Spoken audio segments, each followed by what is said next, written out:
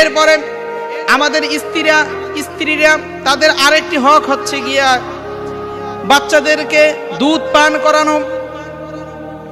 বাংলাদেশের মধ্যে এখন দেখা যায় শুধু ফিটার খাওয়ায়, মিল খাওয়ায়, এগুলো খাওয়িয়ে বাচ্চাদেরকে পোল্ট্রি মুরগি বানিয়ে ফেলে।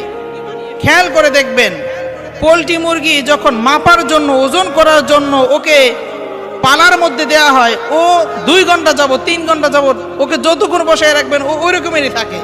কিন্তু দেশি মুরগি ধরতে পারবেন? সম্ভব না, ও হুট করে চলে যাবে। এর মানে আল্লাহ রাব্বুল আলামিন আমাদের মায়েদের মধ্যে, আমাদের স্ত্রীদের মধ্যে দুধের মধ্যে এমন সুন্দর পুষ্টিকর একটি খাদ্য দিয়েছেন, যেটা হচ্ছে গিয়া বাচ্চার সর্বপ্রথম টিকা। যেই টিকা আমরা দোকান থেকে কিনি, ডাক্তার থেকে কিনি, আর ওই টিকা আল্লাহ রাব্বুল আলামিন আমাদের মায়েদের বুকের দুধের মধ্যে দিয়েছেন। সুবহানাল্লাহি ওয়া বিহামদি। এ কারণে আবার আল্লাহ রাব্বুল আলামিন বলেন, ওয়া আনহারুম মিন লাবানিন লাম ইয়াতাগায়্যারু তা'আমু। জান্নাতের মধ্যে একটি নহর হবে, যেই নহরটি থাকবে দুধের নহর। আল্লাহ রাব্বুল আলামিন মোট 4টি নহর দিবেন।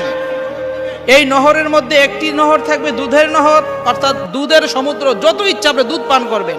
এর মানে আমাদের মায়েদের বুকের মধ্যে যে দুধ রয়েছে এটি জান্নাতি নেয়ামত, যা আমরা দুনিয়ার মধ্যে থেকে খেয়ে যাচ্ছি। সুবহানাল্লাহি ওয়া বিহামদি।